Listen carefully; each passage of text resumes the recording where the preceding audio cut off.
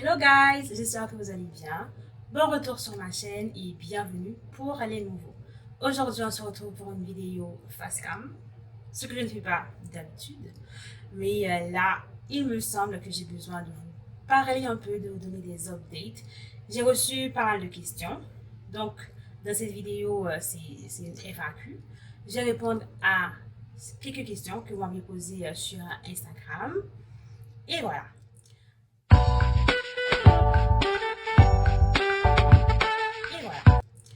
Première chose, je me représente. Voilà, on fait connaissance.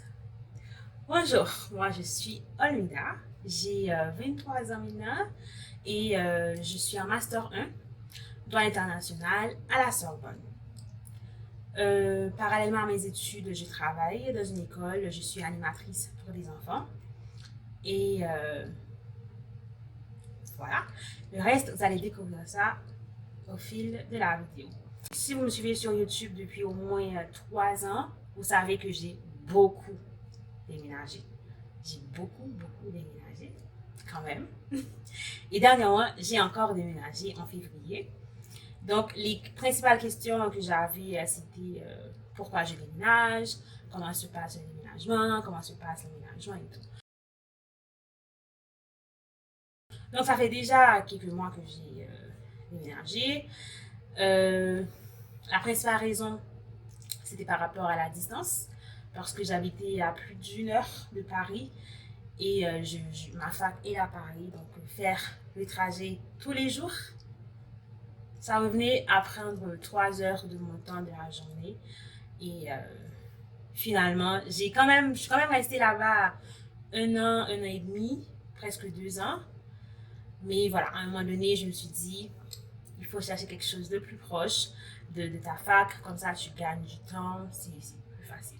Donc justement, j'ai entrepris des recherches de logement. Je suis passée par une association qui accompagne les jeunes, les étudiants à trouver un logement. Si vous voulez, je peux en faire une vidéo ou juste vous mettre le lien, vous me dites en commentaire. Et très rapidement, j'ai trouvé mon logement. Et ça, en fait, je dois vous expliquer comment ça s'est passé. Il faut savoir que je voulais déménager dès septembre. Mais j'ai réellement pris la décision en décembre.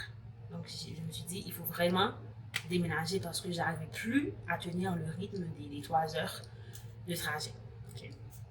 Donc, en décembre, je me suis décidée.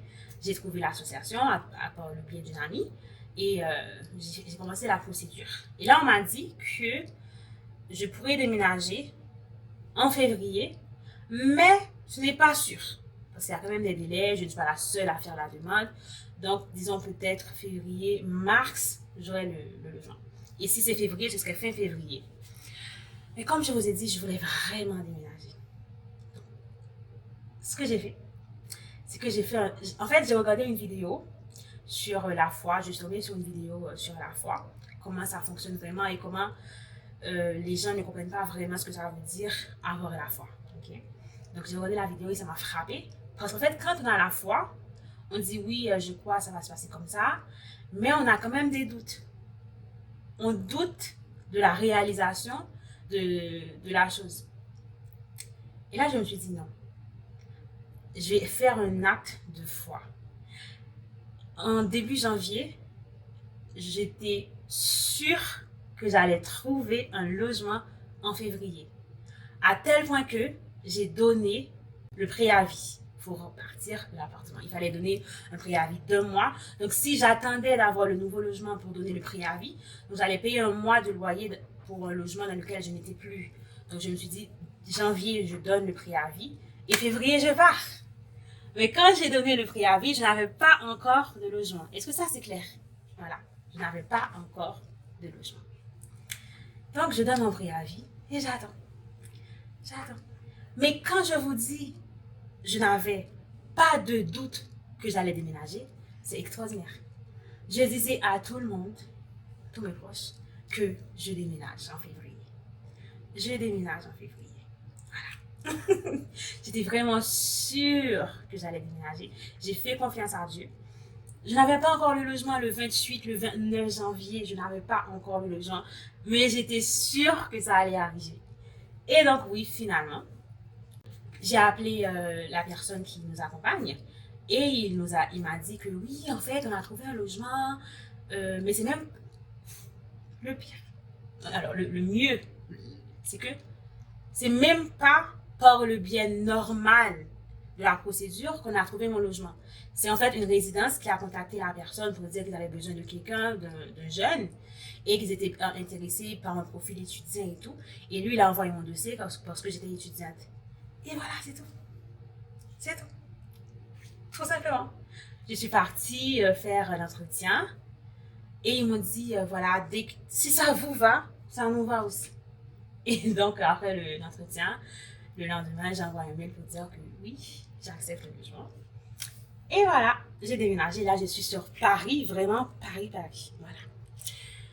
Donc, c'était la nouvelle de ces derniers mois. Ça s'est bien passé, le déménagement, l'aménagement aussi. C'était assez compliqué parce que justement, j'avais accumulé pas mal d'affaires au fil de ces 2 dernières années. Pour une étudiante, j'avais beaucoup de choses quand même. Donc, il fallait transporter tout ça. Mais bon, j'ai été aidée. J'ai un très bon entourage, donc il m'a aidé à faire tout ces démarches-là. Alors, il y avait aussi des questions sur comment ça se passe l'aménagement, comment tu te sens par rapport au changement, etc. Donc, il faut dire que au début, c'était pas évident parce que je m'étais vraiment sentie chez moi, là où j'étais avant. J'avais vraiment une routine, j'avais vraiment. C'était chez moi. Et donc, me réhabituer, me réadapter à un autre environnement, au tout début, il m'a fallu prendre un peu de temps. Mais sinon, là, maintenant, je me sens chez moi. C'est bon.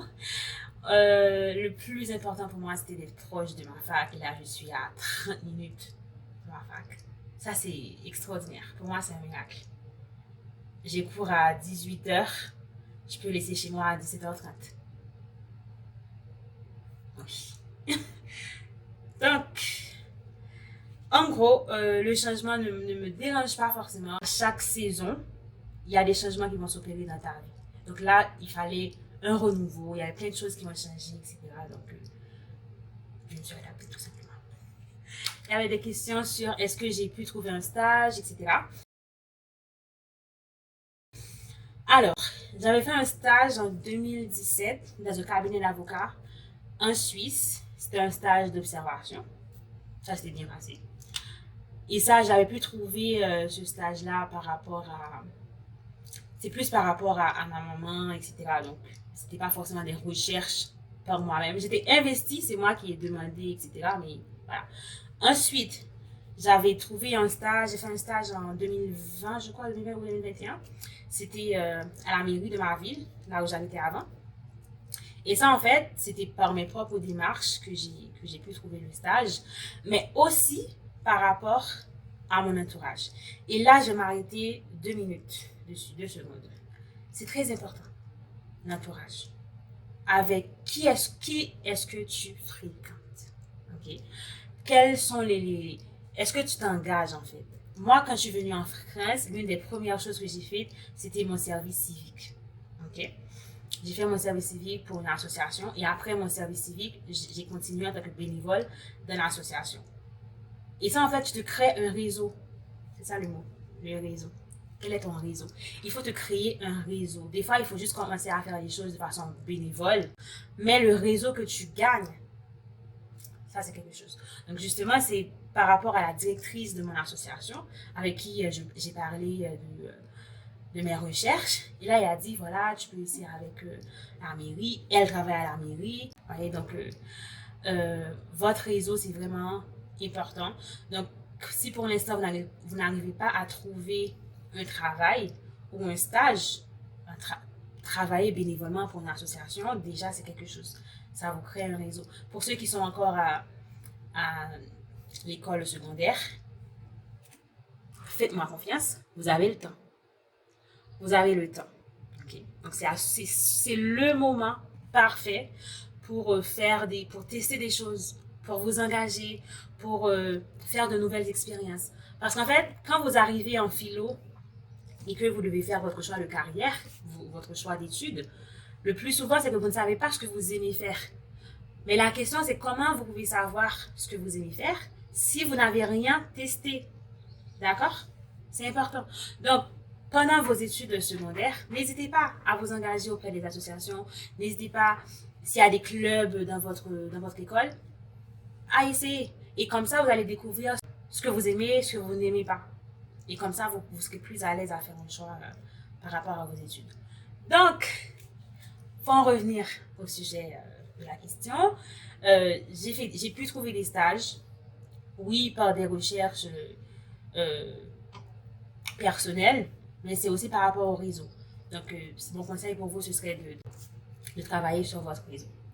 Maintenant, là, je suis en M1, comme je vous ai dit, et là, il faut que je fasse un stage pour mon M2.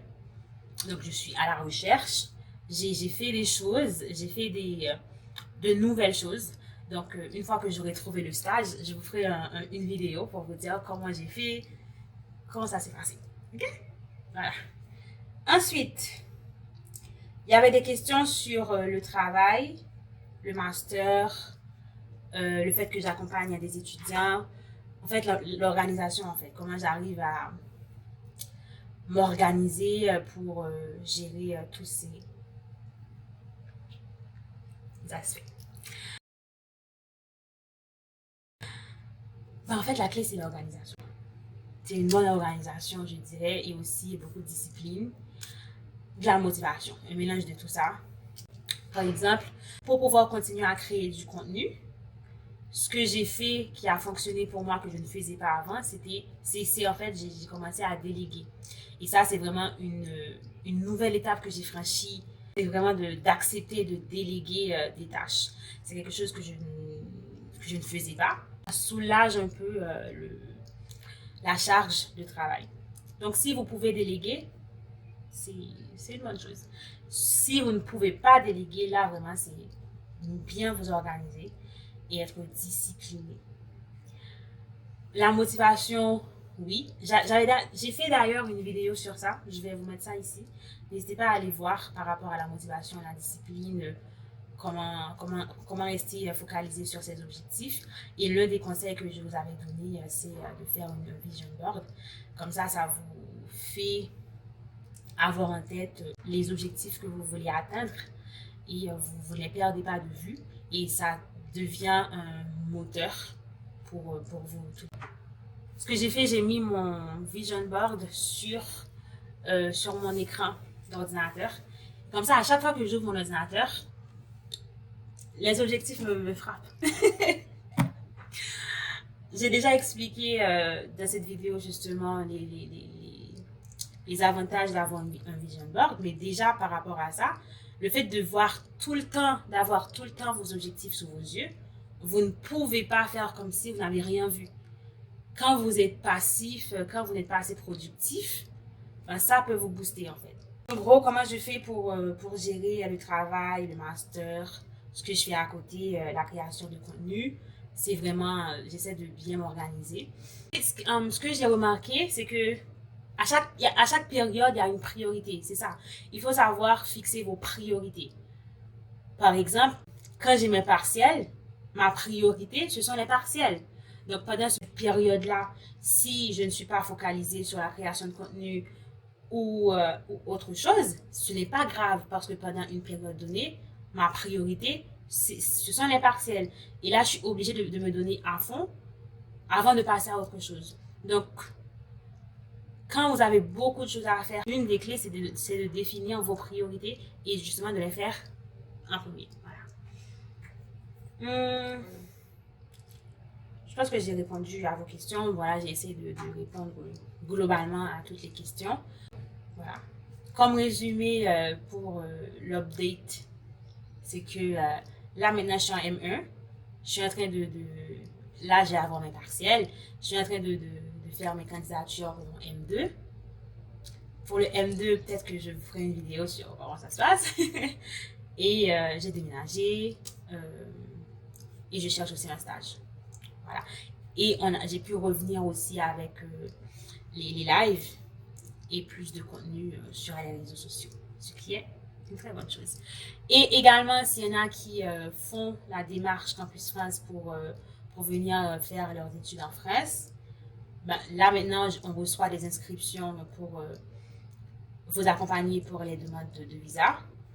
Donc, si vous voulez un coup de main, si vous voulez une aide, n'hésitez pas à envoyer un message. C'était tout pour cette vidéo. J'espère qu'elle vous aura plu. N'hésitez pas à m'envoyer des questions sur ce que j'ai dit, sur le logement ou autre chose. Il n'y a pas de souci, je vais vous répondre. Et on se donne rendez-vous pour une prochaine vidéo. N'hésitez pas à vous abonner, à liker et à laisser un commentaire.